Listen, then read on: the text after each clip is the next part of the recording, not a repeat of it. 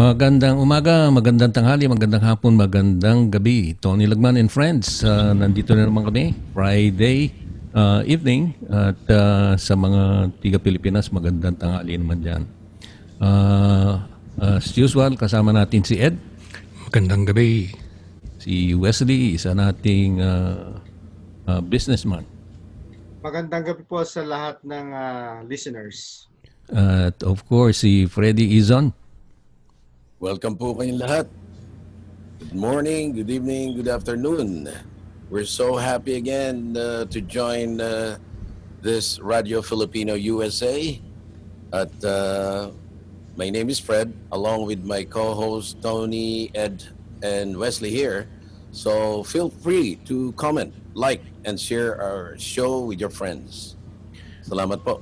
Okay, thank you so much, Freddie. And of course, tonight we have a special guest, no? And gusto ko talaga magpasalamat kay Dr. Tony Cusi dahil he is from North Carolina, no? And the time difference is 3 hours. So you can just imagine that 11 o'clock na ng gabi doon. Right, Dr. Cusi? Yeah. I'm a night owl. Anyway, I would like to say something about Dr. Tony Cusi. Dr. Cusi is a board-certified psychiatrist for adult and child adolescent psychiatry with the American Board of Psychiatry and Neurology. He trained at Michigan State University for his adult psychiatry and also MSU, Fairlawn Center for his Child and Adolescent Psychiatry Fellowship. He was later named the medical director of Cumberland Hospital. He also was the medical director for the adult partial program for Cumberland Hospital. Dr. Cusi enjoys sharing his clinical experience with his colleagues and other clinicians through lectures and speaking engagements. So let's welcome Dr. Tony Cusi. Thank you, Tony. I'm pleased and very happy to be here and share whatever I know and para sa mga kababayan natin. Yeah. At yung specialty nyo Dr. Tony Cusi, no, is I'm sure a lot of our listeners would relate dun sa topic na i-discuss natin tonight. And but before that, bigyan mo kami ng konting rundown after nung high school tayo, ano na ba ang mga nangyari sa buhay mo? After high school, I went to USD pre-med, and with some of our classmates in high school, Boy Gabriel, Larry Feliciano, Jesse, Larry Lee, Bing Enriquez. We're a handful there, and we decided to I decided to continue my education for my medical school in USD. Some of them stayed behind and took the pre-med course for 4 years. Kami nila, Jesse, we were able to accelerate our education to 3 years. So nauna kami ng 1 year kila Boy Gabriel. After that, I was going to enter a residency program at UPPJH to be a surgeon. And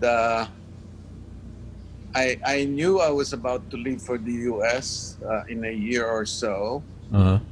So when an offer came in to be a physician for the movie Apocalypse Now, and it so happened that my mom was good friends with the wife of the owner of some Pizza Pictures. She called the house and talk Mhm. to my mom. They're looking for a physician and this is the salary. Uh-huh. Sabi ko, oh, maganda yan dollars. That's good. That's a good pocket money for me when I moved to the U.S. Uh-huh. So it was a very interesting part of my life because not too many people will have that experience working with Marlon Brando, Martin Sheen, and in fact, I was responsible for bringing Martin Sheen after his heart attack while filming that movie.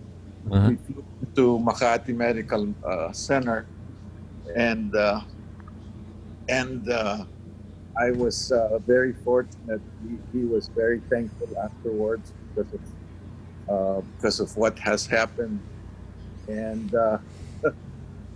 I remember him inviting me to Hong Kong with the free ticket. Uh-huh. Ano pa ng camera, TV. He told me bring it home with me, and I'll pay for all the expenses. Uh-huh. So, That was a naging, good experience before I moved to the U.S. I came here in 1979, and mahirap. It was a recession at that time. It's like what we're experiencing a little bit now. uh-huh. And so they canceled most of the programs. Mhm. Everything took me a long time to find the right position, but sabi ko nga when some doors are closed, a bigger one opens up. You Mhm. know, Mhm. That's true. it was a good program through a university program. Mahirap pumasok sa mga university programs to train here, especially if you're a foreign medical graduate. Yeah, that's true. So, and then after that, I was, despite being a foreign medical graduate, alam mo naman ang Pilipino, pag dumating dito, biglang sumisipag. That's the only way we can excel, you know? Yeah, that's Or true. we can be reckoned with is to work hard. Yeah. So we put in our best effort.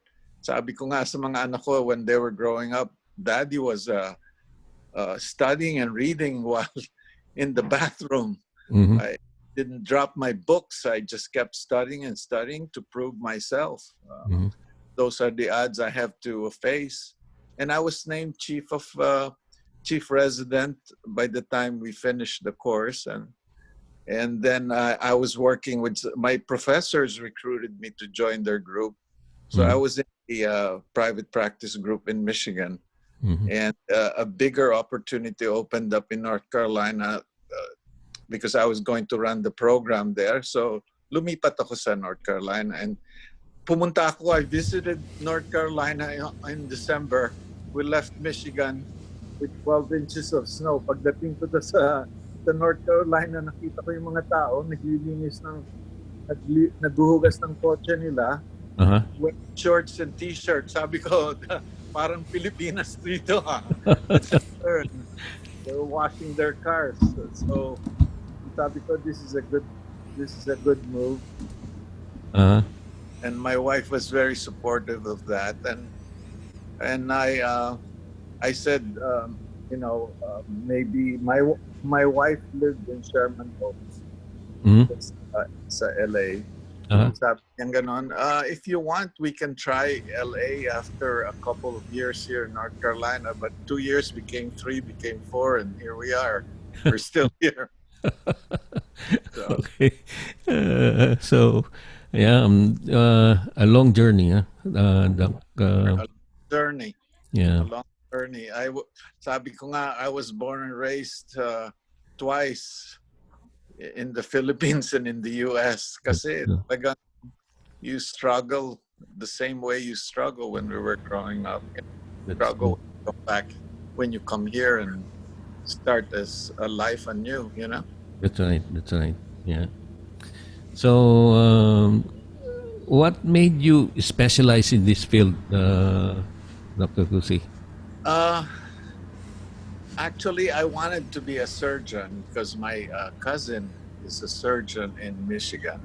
Mhm. Parang he was ahead of us sa mga pinsan-pinsan, and you kind of like look up to your older family members to follow their footsteps. When he came here in 1954, he trained. He was one of the first cardiothoracic surgeons Uh-huh. who that Mayo Clinic, Mhm. that and it's still the most prestigious hospital here in the States, and of course, it's well known around the world. Even yung COVID protocol is called Mayo Clinic COVID protocol. Yun ang ginagamit sa mga hospital dito eh. Uh-huh. So so when I tried to get in the programs surgery, it was very difficult. You're Mhm. competing with U.S. graduates who Mhm. wanted to get into the program. So an opening came up at Michigan State. Sabi ko, mahirapan ako dito. It's a university program, but they were impressed after the interview, and they offered me the opening position right on the spot. Mhm. Okay. So by default, I got in, and that's That started it, huh? started all the Mhm. my adventure with neuropsychiatry. Uh-huh. Yeah. So, very interesting ang specialty mo, Dr. Cusi, because I know a lot of parents no can associate with yung bang ADD, yung attention deficit disorder. Yeah. Yeah. Is there any difference between ADD and yung ADHD? Um, they used to differentiate it, but there is really not much of a difference in terms of pathology. Yung tinatawag nilang ADD, Uh-huh. at one time, before we start doing that, ano ko yung Uh-huh. there are three main there are three main characteristics of or group of symptoms related to the disease. Uh-huh. One is, of course, inattentiveness. Uh-huh. Hindi sila makafocus. They get distracted easily. Uh-huh. The second one is impulsivity. Mhm. Merong part ng brain natin that helps us think in sequence. Mhm. Let's say 1 + 1 = 2. Mhm. They found out sa mga bata na mga may ADD or ADHD, it's not very well developed. Mhm. So because they cannot think in sequence, pag gumawa sila ng may ginawa sila, they cannot think they don't see the consequence. Mhm. Because they don't think in sequence, they don't know the consequence. So they come across as being impulsive. Uh-huh. Bigla, kung maisip nila, they just drop everything and do what they have in mind. So that's the second characteristic. The Mhm. third characteristic is hyperactivity or overactivity. Uh-huh. Ngayon, may group, mostly females, who have this condition who are not hyperactive. Uh-huh. They're inattentive, and they are impulsive, but they're not hyperactive. Instead, they fidget. Inside, medyo sila, restless. So they were called ADD, Mhm. but in reality, it's one and the same. Mhm. So ang lalaki, most males with ADHD tend to be more hyperactive. Ang babae tend to fidget but both of them are inattentive, easily distracted, and impulsive. Uh-huh. So those are the only differences. Okay. So, Dr. Kusi, would would itong ADHD is it does it come out during the younger years, or can it come out later in life? Uh, it has to be present to be considered as ADHD has to be present from the time there were identified during the beginning school years. Okay. Uh, it's picked up in a structured setting like a classroom. Mm-hmm. Kasi there's a performance that's expected. Mm-hmm. They have to perform a certain task, and dun nila nahuhuli. That's how the teachers pick up something is not right with the kids. Mm-hmm. They tend to daydream. They're constantly making noises, disrupting the class. As they grow older, they become class clowns. Uh-huh. Reminds us of a lot of our classmates. Marami niyan, Doc. maraming may mga ADHD natin. Ano? Marami nagde-daydream. Sabi nga nila, they like to be class clowns kasi they're encouraged. Everybody's laughing. Right, And they become very popular because they're class clowns, but they're really learning anything, because they dream. So, mas gusto nila to be identified as class clowns than a failing student. So, mas okay yun, ano? okay, he's Magandang class cover up. clown instead of he's the class Dunes Cup. Ay, loko. So, yung you mentioned about itong being impulsive, no? Kuminsan yung if let's say can we categorize a woman who shops a lot, madalas mag-shopping, pwede bang may ano ba do, may presence of ADHD? Pilipina yan, Pilipina. Hyper. Pacquiao. Hyper sa mall.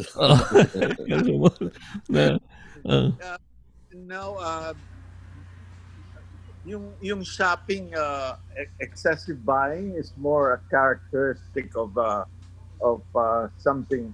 It's considered impulsive, but not. It has to be together with inattentiveness and by itself. Excessive shopping or is more a characteristic of somebody who hoards or who likes to spend money. Yeah. More like a manic, more of the manic bipolar type, Mm-hmm. I have patients who shop 3-4. I still remember meron akong factory worker na employee. Uh-huh. Magkakaroon ng Super Bowl. Nagkaroon siya ng napapunta siya sa manic state. Pumunta siya sa Sam's, bumili ng, alam mo ba yung Douglas na grill master Douglas, yung mga griller for bumili siya 10. Kasi bumili 10, dinala niya because magkakaroon sila ng party na to watch the Super Bowl, but he was manic. He was buying all the meats and steaks sa supermarket. Tinanong ng asawa niya, ilan ba ang inimbita mo? 6 lang. Bakit 10 ang pinili mong grill? Uh-huh. Because they lose their judgment, They think what they're doing is right. Mm-hmm. So, ang insight nila, they lose their insight. That's more like a manic thing. So you cannot consider that as impulsive. Impulsive is more like, pag bumili ako nitong bahay na ito, mababayaran ko ba? Mm-hmm. They don't think about the other things that come with buying a house, and they just think, oh, gagawin ko ito just like that, but at the same time they're inattentive. They have problems in school. Those are the things that come with ADHD. But an isolated symptom like that ano na, iba yan. Baka that's a different story. Mhm. Okay. So, Freddie, Wesley, Ed, baka meron kayong tanong kay Dr. Cusi. Doc, meron ho akong babanggitin. Do you remember this healthgrades.com? Yung health grades? Kasi Health, I read some reviews from that website. Pwede ko ho babasahin itong Sure. mga ganda. 5 naman eh. The highest, ano? Meron dito sabi, this man is an incredible psychiatrist. I've recommended him to 2 people and they also are so happy and pleased. This is a gifted physician. Have you, this is like October 31st, 2018. Si And Dr. there's, Cusi yan. yeah, Dr. Cusi, yeah. And si Dr. Antonio Cusi, MD, Fayetteville, North Carolina, right? Okay. And then Yeah. there's another one here. Dr. Cusi had been my daughter's doctor since, 3-5 years or whatever. Mhm. He is awesome, knowledgeable, polite, professional, and very caring. She's now 12, and our family highly recommend his expertise. The right evaluation and diagnosis has made our daughter excel in school and grow socially to a well-rounded preteen. We have been with him with several insurances and no insurance, and he cared enough to treat us with dignity, assisting us with samples, coupons, and letters for pharmaceutical programs. Natatandaan niyo pa ho ba yan? Kasi October 2016 pa ho ito. Pero dito po ako natatawa, dito sa huli na to. Babanggitin ko na rin po, siguro, naaalala niyo to kasi medyo, yung mga binasa ko, 5 eh. Ito 1. 1. Ito babasahin ko, Doc, ha? Receptionist turned me away because I didn't have a license. I had other photo ID, but she refused it because it didn't have an expiration date. That's terrible to turn someone away when they need help. Says a lot about them. Iniisip ko, palagay ko, nasisante itong receptionist na to ni Doc. Naaalala niyo po ba yan, Doc? 2019. Last year lang to, May 26, 2019. Yeah, we are. When I started practicing sa North Carolina, I started with just by myself, ano? As the change in the way reimbursements are, nagpalit na ako. So what I did, I joined a big group. So now, around 2011, nagsimula ako. It's a very big group, but I continued, mga pasyente ko continued to follow wherever I went. And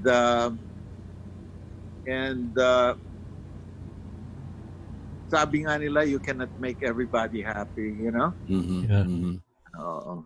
And I believe, hindi naman nyo siguro, nalaman nyo ho ba to?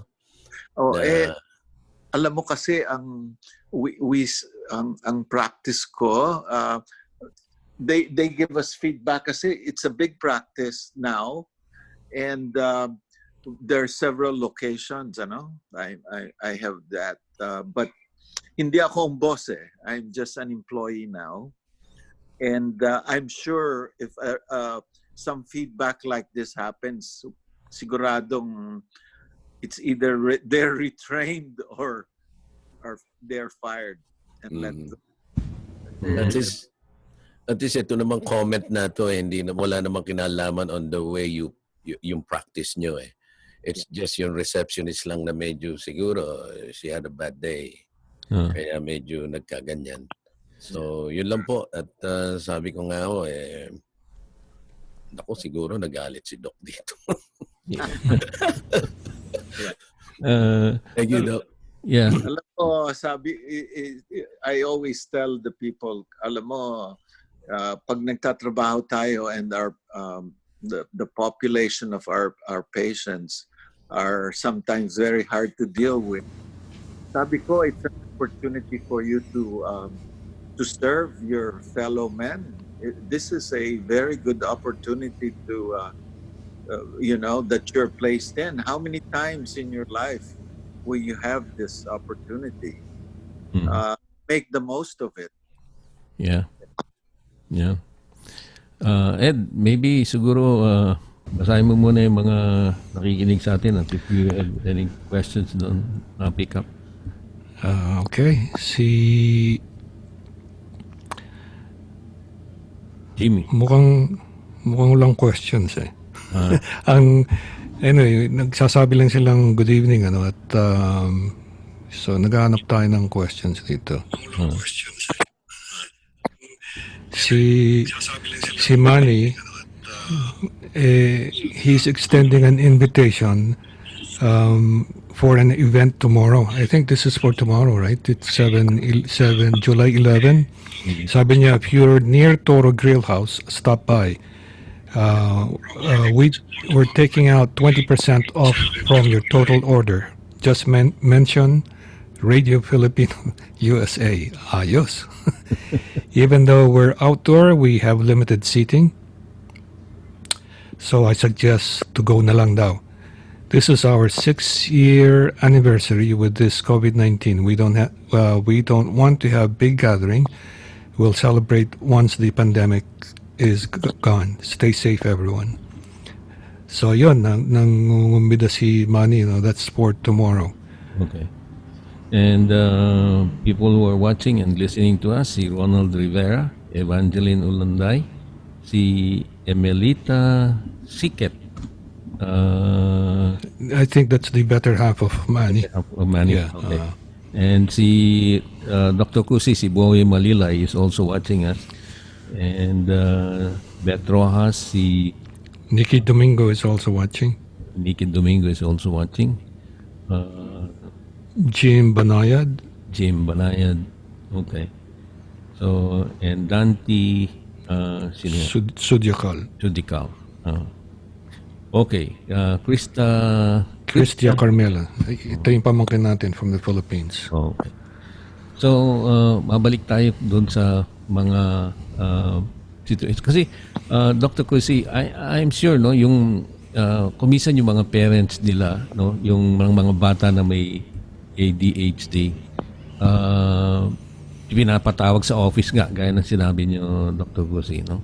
Pinapatawag sa office ng principal na kumisan yung behavior nila medyo and doon sa binasa ni Freddie kanina, so a child who has ADHD can be corrected and can also excel sa eskwelahan. Of course. Some of them are very. I mean, they're very, very smart. Some of them are very high IQ, and all they have to learn is refocus and ang maganda is the benefits are so dramatic if you place them on the right path with the treatment. Makikita mo the grades are so dramatic from failing to being in the honor row. So, talagang you feel how parents respond to the approaches that you provide. Kung you meet the right one and most parents also when I see them, I see their kids.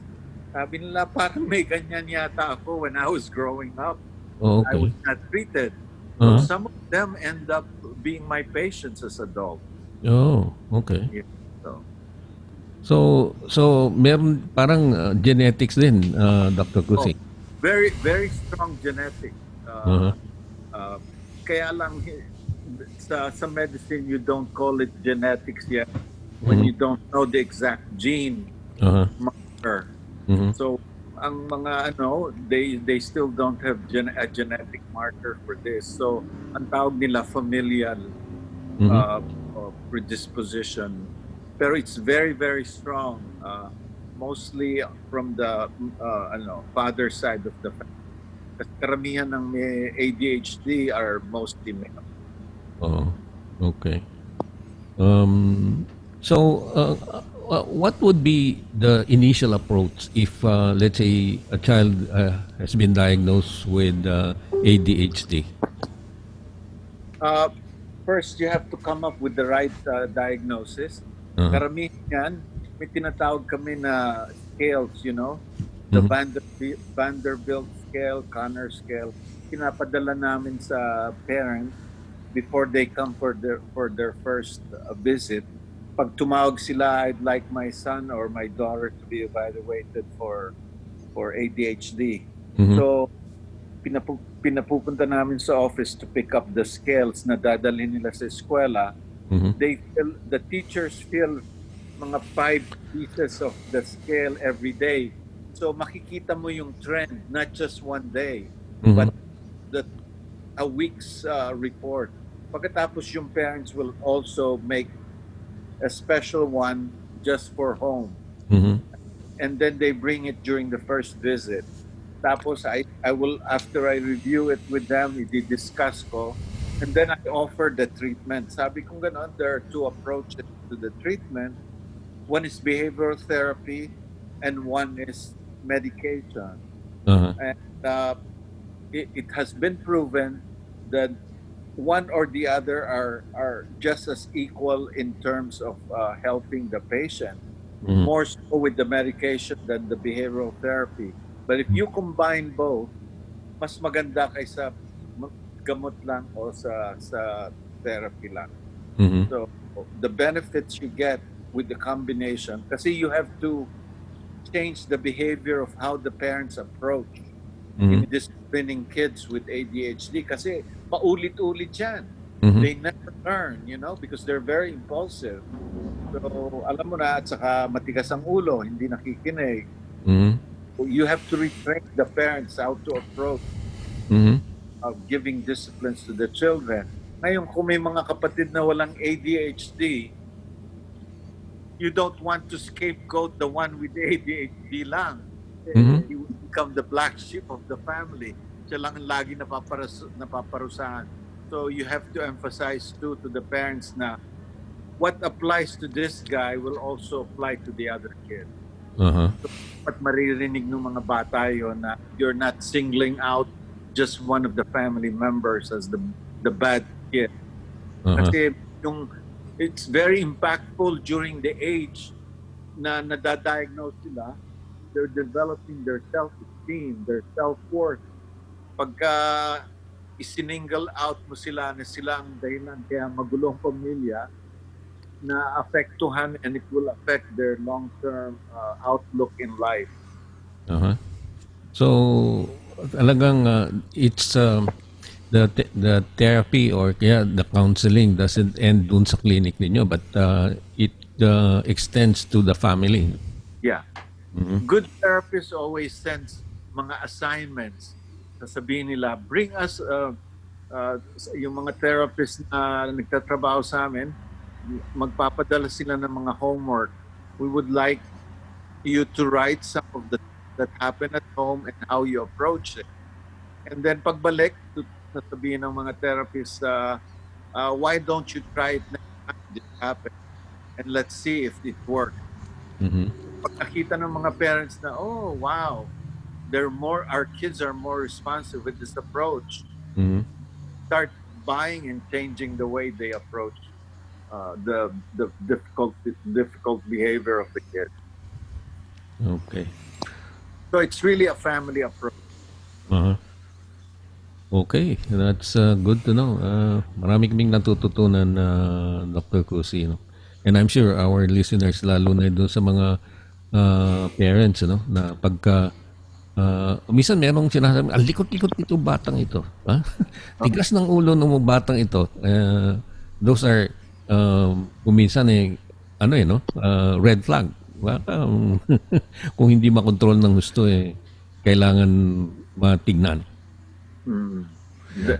Dr. Cusi, is it easier for children who suffer from ADHD to treat? Is it easier for them to treat as opposed to adults who also suffer from ADHD?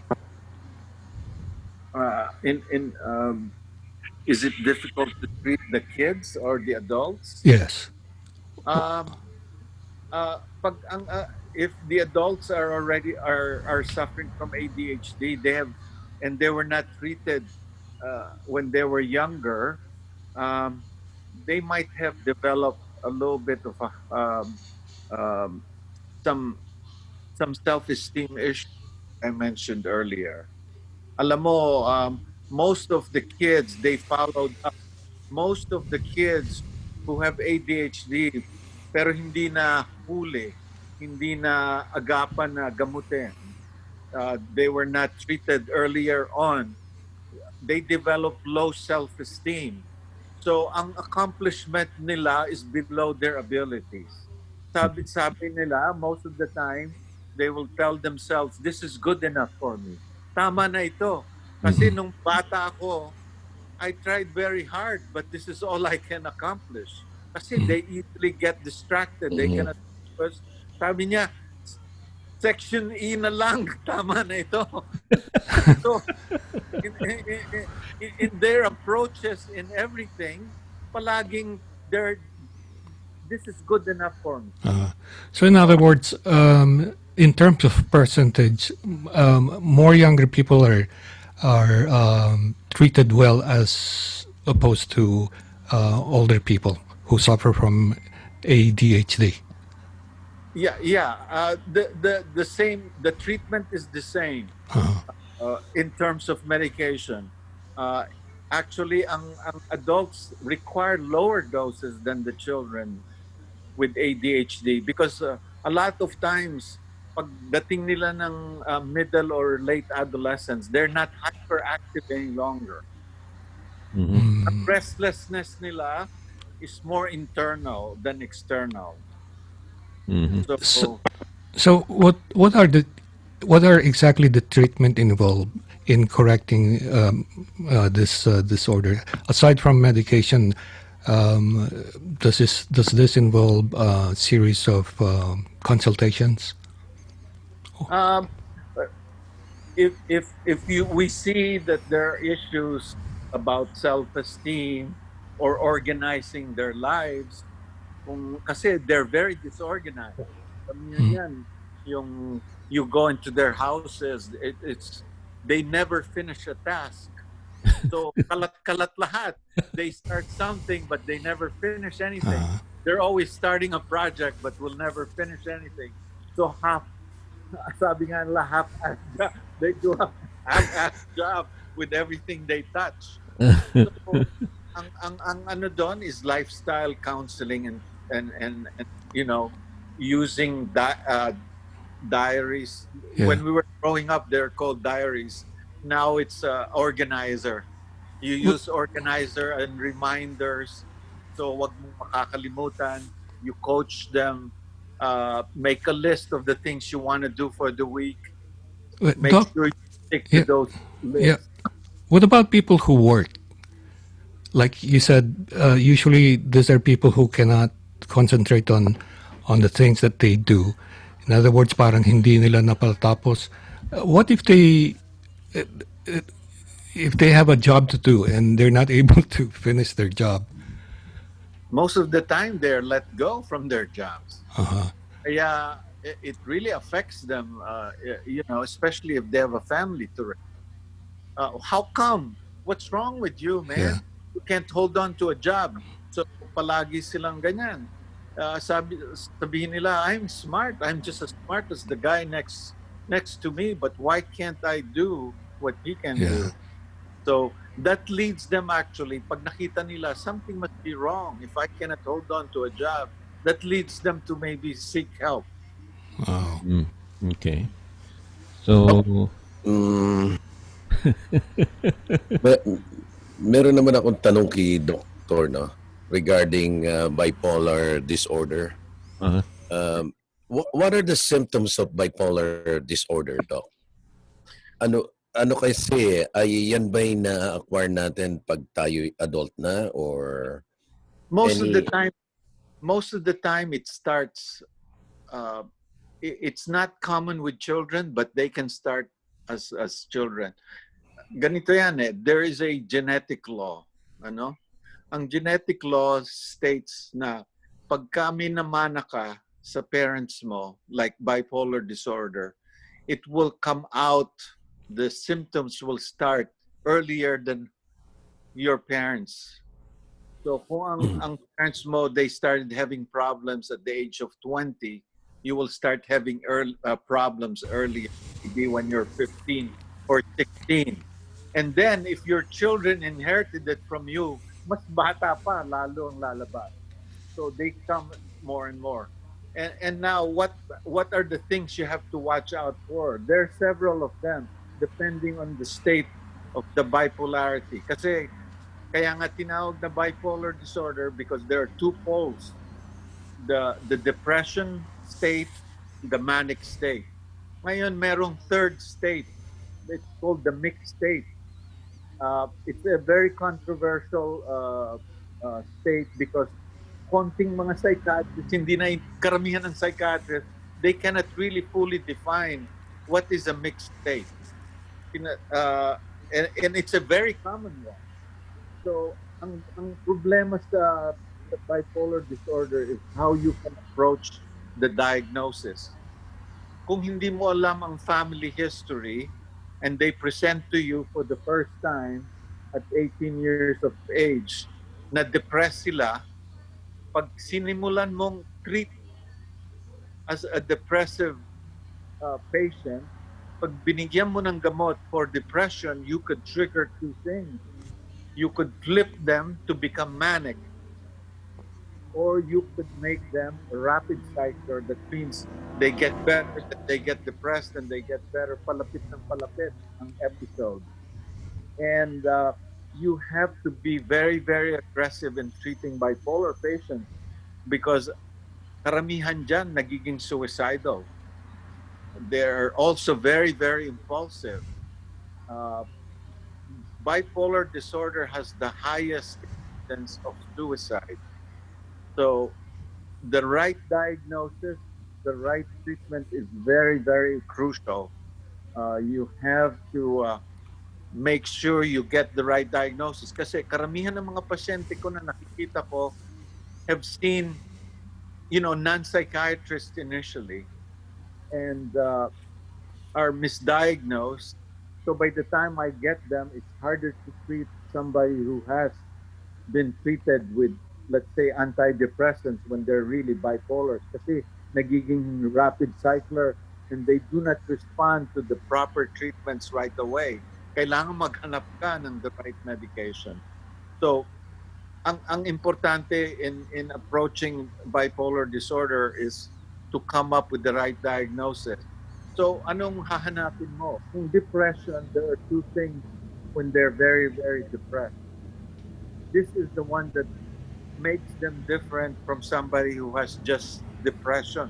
Kung pag ang bipolar patient naging depressed, ang difference sa depression is they sleep all the time.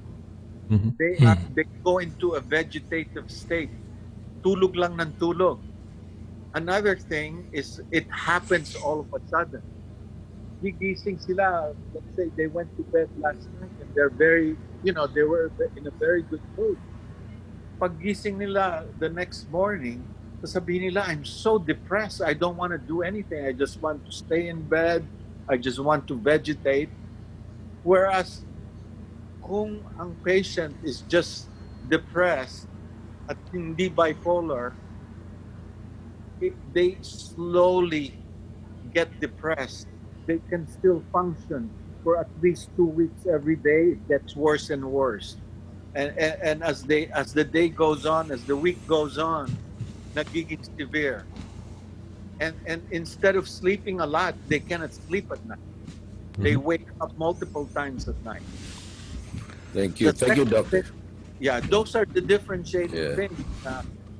na you have to really zone in when you're trying to diagnose a patient.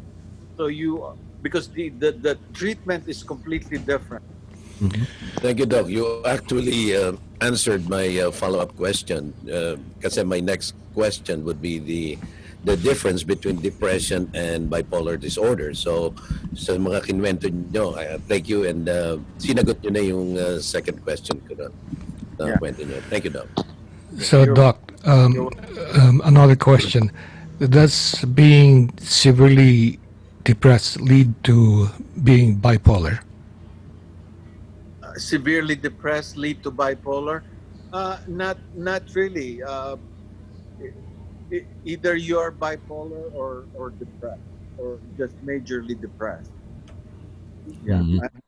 The two characteristics of kasi ang mga family practice, tinatanong palagi sa psychiatrist, I have a very limited time with my patients. Kasi ang ginagamot nila, diabetes, high blood pressure, when they come over. So tatanungin nila, ganito, anong nararamdaman mo, how's your blood sugar, how's your blood pressure, your cholesterol is high. And pagkaalis na yung pasyente, by the way, doc, can you help me with my depression? So, ang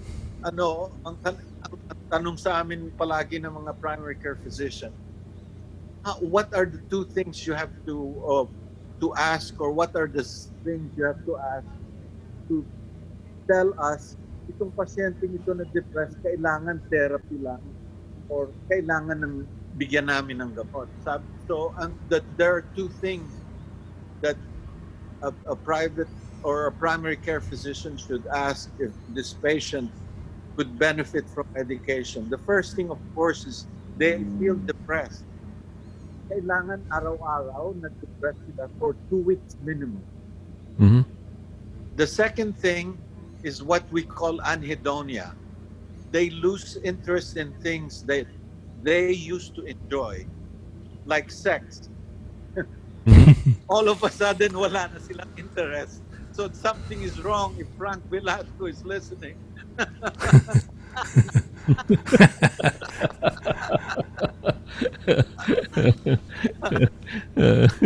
Yun ang tinatawag natin na anhedonia. All of a sudden, yung mga golfer, kaparehong kapatid mo, Freddie, is mga golf buddies nila, all of a sudden you lose interest in something that you enjoyed doing all your life. Lose interest? I don't think so, Doc. So pag ganyan, something is out of character, something is not right. So maybe you should talk about, hey, let's start you on something, you know. Let's get you medication, and of course therapy always helps. Yeah. Doc, yung mga few episodes natin before, no? May binanggit si Tony na you know, when you were in the Philippines, hindi ko alam kung kailan yun, na you were able to get the audience of the president of the Philippines. Can you tell us about it? Baka, Freddie, Yung ba yung... you might be referring to we were talking about Jesse Ang. I see, I see. He's another psychiatrist. I see. Okay. Meron tanong dito si Nikki Domingo. Sabi niya, Doc Tony, what is the difference between an autistic child to a child that has ADHD? An autistic child can also have ADHD, and an ADHD kid can also have autism. It's not exclusive of one another. Can both coexist. Ang difference ng autism, for straight autism, they don't necessarily have to have ADHD. Okay. Ang children with autism and adults with autism, one of the characteristics that is a hallmark of autistic children and adults is lack of eye contact. Pag kausap mo sila, they have fleeting eye contact or they hardly look at you. So that's one of a major. In fact, merong researcher at Duke University who developed a software to that somebody they want to diagnose. Titingnan mo yung software, and they want you to hold on to that point in the app na most kids or adults with autism cannot hold on to. Nakikita nila, they cannot focus on those two spots. Ang galing eh. The second thing na characteristic ng a child or an adult with autism is lack of ability to pick up social cues. Let's say you are telling a joke or something like that. Most of the time we'll all be laughing, but for an autistic kid, they don't know what is that, you know? Mhm. Hindi nila makuha ang emotions that come with a joke. And because of lack of ability to pick up social cues, ina-isolate sila because they do stuff that are, for us who don't have that condition, tend to look odd, you know? They're doing things that are odd for us, but for them, that's normal. But because they can't pick up social cues, those are the things that make them be isolated by their peers. So karamihan sa mga autistic children and adults live isolated life. Mm. Okay. And there is one they call the, and some of them have, the severe autistic kids have retardation, mental retardation that comes with them. And there are those who have what we call autistic savant. You've heard of that term, savant, when yung bibigyan mo ng mahabang mathematical computation, kino-compute nila sa ulo nila, and they'll just spit out the answer with just like a computer. At saka yung iba dyan, magaling sa math, they excel in math. One of the characteristics of an autistic variant called Asperger syndrome, pag napunta sila, let's say they got interested in trains, all they talk about are trains. Kahit liniligawan nilang babae, pinag-uusapan ng train. Pupunta sila sa party, gusto nila pag-usapan train. They really focus. In fact, they believe Albert Einstein is an autistic savant. Mhm. Yeah. Doc, meron pa ng 2 questions here. One from Johnny Ong Kaping. His question goes, does the lockdowns greatly contribute to depression? Very much so, because during the lockdowns, especially in our culture here in the States, you know, socialization is so important. Lalo na sa mga Pinoy, we're so, sa atin, kwentuhan, istambayan, and for Filipinos to lose that during the lockdown, it really affects them. And most Americans, they like to hang out, especially on Saturdays. They cookouts. Dito sa South, this is very popular. Cookouts during football season. It's very, very. I mean, it's so those things are gone, and I'm getting a lot of patients who are really suffering from severe isolation and depression. It sure has a mental state of America, Danny. Okay, another question from Joe De Lemos. How does one get ADHD? Is it inborn or something to do with pregnancy?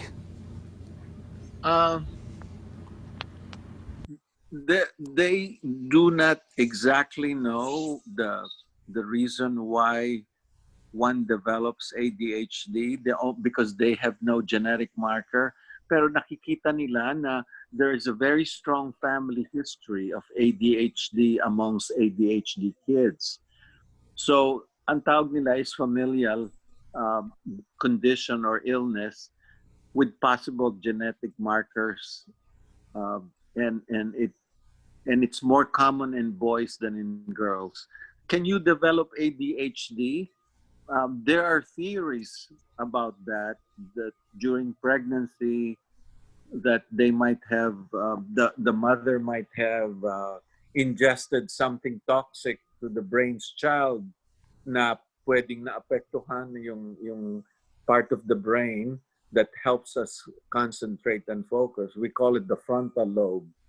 So meron silang sinasabi na there's possibility that taking drugs during pregnancy could affect, and I've seen that if you look back. But most of the time, the mother who took medications for illicit drugs during pregnancy could be ADHD herself,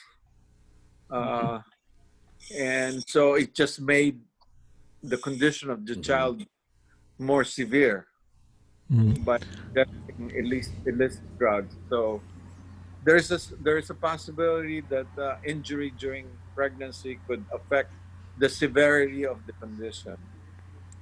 Okay, there's another question from a teacher from the Philippines, from Krista Carmela.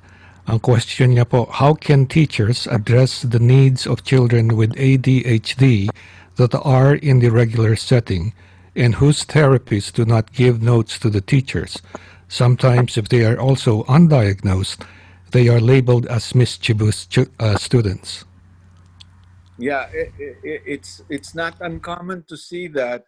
So the most important thing is if you suspect a child is probably suffering from ADHD, you inform the parent of your suspicion and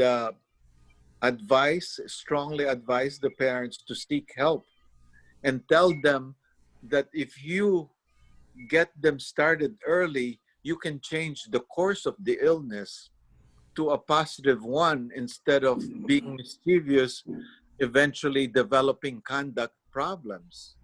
Because ang karamihang course of the condition is that, hey, palagi akong in trouble, I'm always being singled out by the teacher for disrupting the class. May kasabihan nga tayo, birds of the same feather flock together. So mapupunta yan sa mga kabarkada na they also they also have conduct issues but has no ADHD. So mapapasama na yan sa mga ganyan. So it will affect their future. So if it's diagnosed early on and intervention is done early on, you can change the course of the illness to a positive one. And so there are certain things in the classroom that you can do if you have identified kids with ADHD. Ang unang-unang gagawin mo, pag sa tingin mo, suspecha mo the kid has ADHD, put them close to the teacher, right in front. So walang masyadong distraction because they get distracted easily. Let them sit away from the window or the door. Kasi pag ilinagay mo yan sa likod, pagkatapos malapit sa bintana, malapit sa most of the time they will just be daydreaming. At hindi mo napansin yung mga class clown lagi nasa likod. Sino kaya sa mga classmates natin? No, hindi ho kami yun kasi letter Y nasa likod ho kami palagi. Doc Tony, I have a question for you.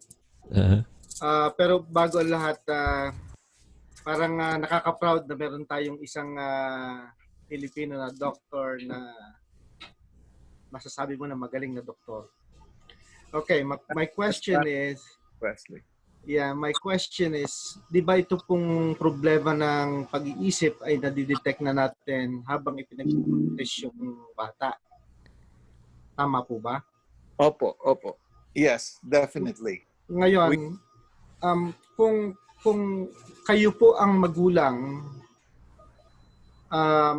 at na-detect na ang inyong magiging anak ay may diferensya, ano po ang magiging saloobin ninyo o magiging desisyon ninyo kung kayo ang magulang ng isa sa mga ito? Are you referring yung pregnancy, during pregnancy, if you know this is how it will turn out? Yes, Doc. That's a very strong, but that's a great question, and it has a very strong ethical underpinning to that thing. You never write off anybody, as far as I'm concerned. Sabi nga nila Beethoven was the 11th kid of two mentally retarded parents. All of his older brothers and sisters were all mentally retarded. Just imagine if you aborted Beethoven, we would never have experienced the grandeur of his music if he was aborted during that time. Kasi sabi mo, lahat ng mga anak nitong parents na to mentally retarded. So the 11th one, Beethoven, will be retarded too. Let's just get rid of him. Mm-hmm. Mm-hmm. Yeah. Yeah. Buti na lang. Buti na lang ano. Buti na lang. Paano pala kung kambal, alam mo kung kambal ang ano mo, ang magiging anak mo. Tony, binibiro lang kita. Doble lahat ang bibilhin ko. Anong gagawin ko rito? Trouble. Kapal ang anak ko muna. Alam mo ba? Ganun ba? Yeah. My first son, but the twin, actually, they were identical twins because they shared the same placenta. One died. Oh, gee. Before yeah. Mm-hmm. Gee, so in my mom's family. Yeah. Mm-hmm. But, Doc, alam niyo po, very ako na saludo ko sa mga mga magulang na may mga anak na ganito kasi nakikita ko sa mga clients ko yung sakripisyo ng magulang sa pag-intindi, pag-alaga sa kanilang mga anak. Napakalaki ng respeto ko sa mga magulang na ito na meron silang anak na ganito. Masaludo ko sa kanila. Totoo, because pag kami nakikita ko mga ganito, let's say I have some parents, they will adopt severely impaired children, and they will go out of their way to adopt that impaired children, and the sacrifice they have to, they go through sacrifices. At saka alam mo, sasabihin nila, we see that as an opportunity and a blessing to serve my fellow man, Mm-hmm. It's the outlook, it's your point of view, it's how you look at things that change everything. Mm-hmm. If you're on the right frame of mind and you have very good intentions and you always want to talaga sasaludo ka, makikita ko yung mga parents, the way they sacrifice taking care severely impaired children. Sabi ko, for the rest of this child's life, they will be taking care of them, but they sacrifice, Yeah. Yeah, that's true.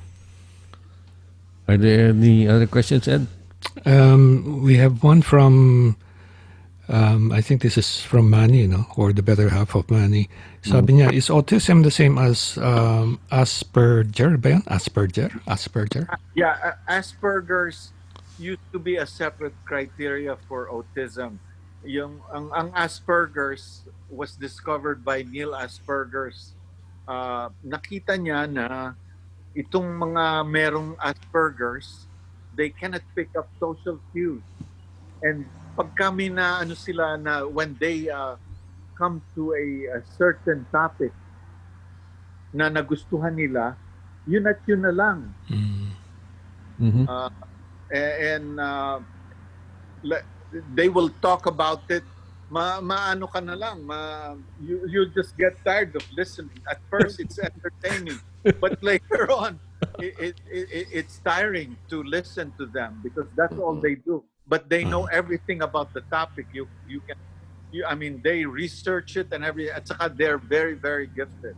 A lot of them, they're very detailed oriented. But it's a form of autism because they cannot pick social cues. They don't have very good eye contact. But it's a variant of autism. Okay. Doc, I have another question. Sure. Napakapalad ng Amerika dahil dito kayo nagse-serve. Meron po ba kayong plano na maggamot din sa Pilipinas? Bumalik sa Pilipinas? Yeah. We have a classmate in high school that Freddie mentioned, Jesse, and pareho mas malakas ang ano niya, ang desire niya for an advocacy to start something in the Philippines. Ang gusto niya is to help yung mga drug addicts sa atin na involved sa shabu, to have a better approach in treating them instead of, they can be rehabilitated and they can be turned in. Ako naman, I was involved in research, and the head of education at Makati Medical was my seatmate, actually, si Dr. Dennis Damaso, and he was responsible for training all the residents, physicians in Makati Medical. So when I visited them during our 50th high school reunion, pinuntahan ko si Dennis, and I talked to the head of the research department there. Tinanong ko sabi ko, I can be involved. Sabi niya, sige na doc, pumunta ka na rito. Walang mga doktor dito sa Makati Medical na gusto sa research kasi walang pera. Hindi ka pareho sa States. Maraming pera sa research. So, nung nag-usap kami, sabi niya, marami ka palang experience, let's join. And I really want to go back and do and work again. That's my plan. That's I'm glad you asked that because that's really a dream for me to go back and serve the underserved.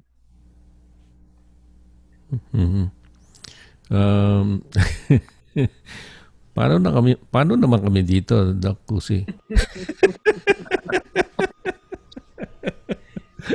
Biro lang. I think... Susumbong ko kayo kay Duterte.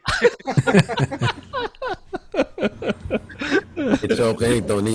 Gumaling na tayo eh. Iba naman ang gamutin ito. Recovered na. Recovered na kami. Totoo yan Freddie Recovered na. Ay nako, mo, maraming topics na very interesting, no? Na talagang very interesting. One of the things I do now for depression, yung tinatawag namin TMS, transcranial magnetic stimulation. Instead of electricity, narinig nyo na yung shock treatments, no? Yeah. Or impact electricity para sa mga severe depression na hindi gumagaling sa gamot. So ngayon, mga Israelis develop a machine, and ngayon marami ng variation. Yung isang variation is what we're using, Neurostar. Meron dyan sa LA na Pilipino, si Dr. Mendiola, the son of my friend, who's doing that in LA, called TMS. Ngayon, ipinapas mo yung magnet, you stimulate that part of the brain that helps depression. So, hindi sila nagre-respond sa gamot or they have bad reactions to medicine, pwede mong gamitin yun.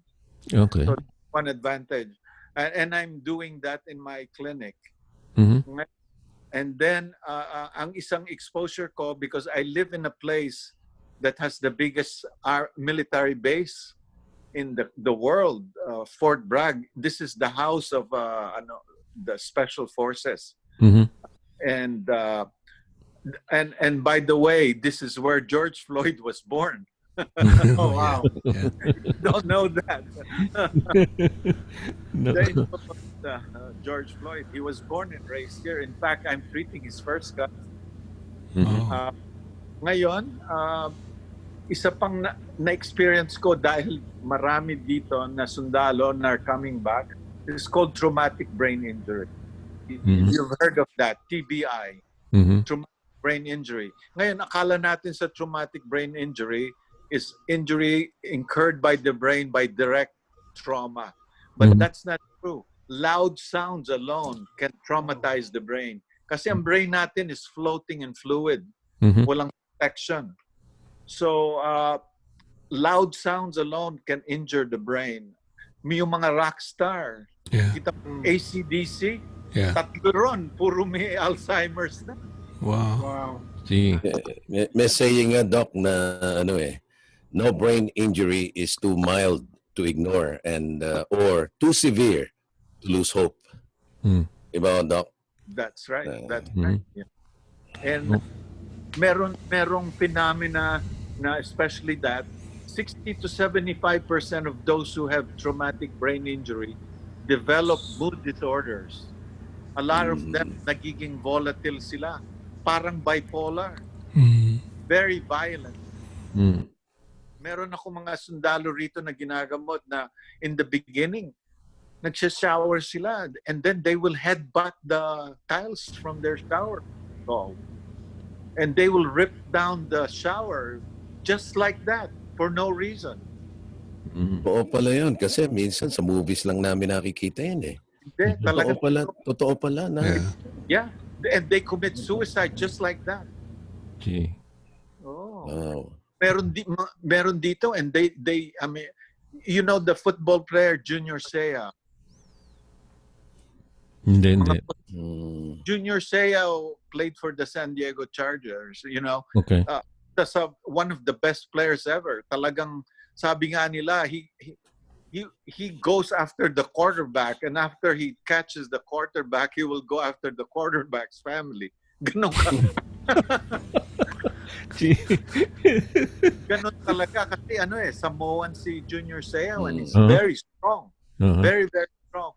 Ngayon, because of playing football all the time, traumatic brain injury constantly.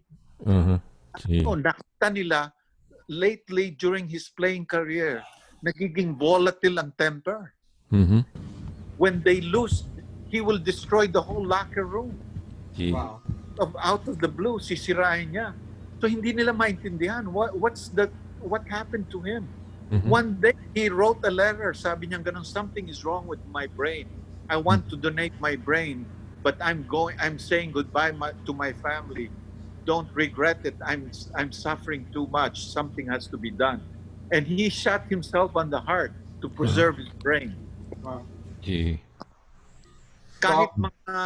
Kahit yung mga race car drivers, di ba maalog ang ulo? Right. They're developing traumatic brain injury.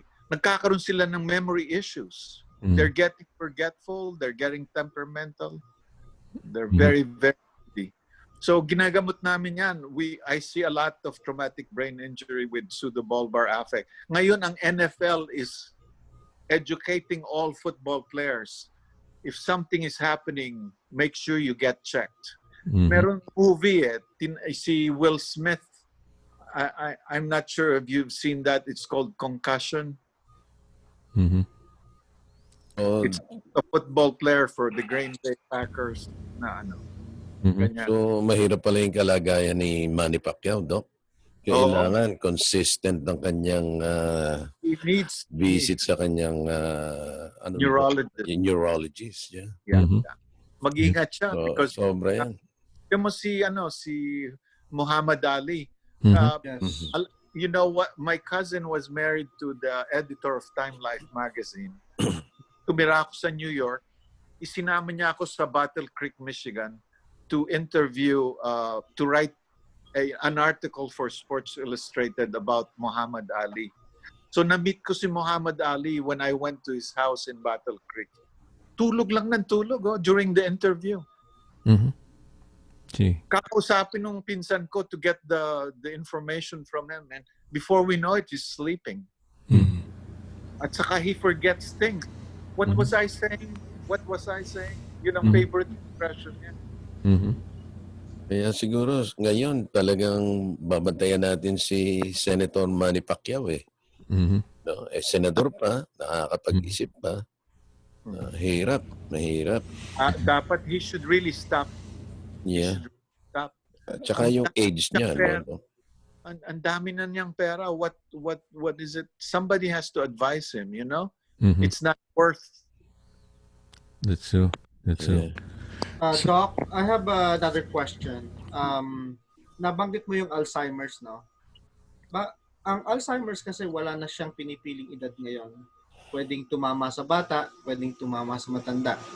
Meron naman tayong mga nagkaka-Alzheimer's na hindi naman na-involve sa mga sports na katulad niyan, katulad ng boxing, mga loud noise. Anong nagiging cause ng Alzheimer's na hindi naman na-involve sa mga ganyan? Karamihan dyan hereditary. Oh, hereditary. Ang problema sa Alzheimer's na we're facing now is that the process starts 20 years earlier than the symptoms. Nagkaroon na sila ng memory symptoms, that means that it has been going 10-15 years earlier. It started 15 years earlier. So, ang problema, may mga gamot na tayo to stop the progression. The problem is diagnosing those who will develop it or not. So, Doc, yung mga maliliit na nangyayari sa inyo araw-araw, let's take my own case. Yung susi ko lang, Doc, particularly sa susi lang, Doc, pag pumasok na ho ako sa trabaho, yung susi ko siguro, yung maghapon na yon, I spend siguro total of 20 minutes. Yung pag-uwi ko sa lunch, hahanapin ko yung susi ko. Pag kung nasa naman ako, kung kumain ako sa hahanapin ko na naman kung saan ko na ilalagay. Minsan pagbalik ko na naman, kung ito total nyo sa maghapon, nawawala sa akin po mga 20 minutes. Yan ba'y sign ng, ano ho ba yan? Natural ho ba yan? Or ako ba'y may konti na? Or... Baka half-Alzheimer's lang. Konti lang, half-Alzheimer's. Half-Alzheimer's. Hindi Alzheimer's. Thank you, Doc. Alam ko na. Hindi, totoo. Talagang, pero doon lang naman ako, That means your mind is not where it's supposed to be. Ganun lang. Alam mo, as we go old, sabi nga nila, we have remembered so much that even if we forget a little bit of something, pero yung nalilimutan natin, yung kung saan mo ilinagay, gano'n, it's more because you're not paying attention. It's not because you're forgetful or your memory is impaired. Ang dyan, yung hindi ka lang, you're not paying attention to what you're doing. So Kasi for naman, parang nagda-drive tayo, in the beginning you're paying attention, but now, later on, because you've driven 30, 40 years of your life, pagpasok mo sa kotse, hindi ka na nag-iisip, di ba? Drive ka na. So kung minsan, doon ka na di-disgrasya because you're not paying enough attention. So far naman, Doc, pag sakay ko sa kotse, nakaka-uwi naman ako sa bahay namin. Okay pa naman ho, Doc. Pag nakita ko na yung susi ko, diretso na ako sa bahay naman. Akala ko sasabihin ni Doc, take your medications regularly. Baka dahilan mo lang yan sa asawa mo, Freddie. Malilimutin ka na. Minsan nga ho, automatic ito siguro talaga nangyayari din sa iba to. Yung ba automatic na, alam mo may pupuntahan kayo. Pero mapupunta ka dun sa iba lilikuan mo. Oo. Di ba dun tayo pupunta? Oo nga pala, no? Yung mga gano'n, nagiging automatic kasi, yung habit mo na, no? Mabuti na lang, maganda yung habit ko. Hindi ako yung habit na, alam nyo na, yung pumupunta kung saan-saan. Yeah. Ano yun, Doc? That's ang tawag sa atin, magaling lumusot. Maybe we'll take one last question, ano, kasi talagang medyo alam ko si Dr. Cusi it's late. Getting late. really late, no? yeah. But we'll kasi ano to ni Boy Malilay, no? Sabi niya, because of COVID, how effective is the treatment of a child with autism online? Kasi nabanggit mo sa akin, Dr. Cusi, na merong program yung clinic ninyo wherein kayo mga specialist, they call you thanks to yung ang technology of Zoom and other. Oo. Telemedicine, yeah. Yeah. So, in cases of talagang medyo remote places na hindi nyo napupuntahan, would that apply? Telemedicine is good. Yun ang maganda sa specialty namin, especially now with the technology where we're getting mga 4K, meron na ngang 8K. I just saw an 8K Sony and I cannot believe how sharp an 8K is. Now, sabi kong gano'n, nako, ano na ito, 8K na. Makikita mo talaga, it's almost like you're facing, ngayon yung 4K namin na telemedicine, it's really very, very sharp, especially when it comes from an Apple. Apple has great graphics. So it's almost like being there, and it helps us come up with the diagnosis. And of course, how does it help? It helps kasi may mga rural areas na hindi namin nararating ng specialist. Mga family practitioner lang available. So they want, lalo na sa mga maliliit na community hospitals dito sa rural USA, na kung walang specialist sila, at least through telemedicine, na anuhan namin, we can start them with the right treatment. Yeah. Makati Medical and St. Luke's and some of our hospitals in the Philippines are using telemedicine. Meron tayong isang specialist in Japan who specializes on the bile duct cancer. It's extremely rare, and we should be proud. Ang number one sa buong mundo is Filipino, and he's based in Japan. Ngayon, pag may operasyon sila, because he's the specialist, ginagamit nila telemedicine to direct the surgeons in Makati Medical what to do. Gee. Ang technology ngayon, Doc? Si Boy Malilay ba is the Captain Boy Malilay, no? Yeah. Okay, so nako, it's 9:32, no? So medyo overtime na tayo. But sasagutin ko lang yung tanong ni Boy Malilay, Tony.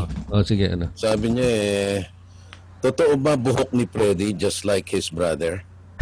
Ito na, basa ko ngayon lang. Sasagutin ko ho yung tanong nyo. Kapitan. Yung sa akin ho, hindi totoo. Thank you. Paradox yan. Paradox yan.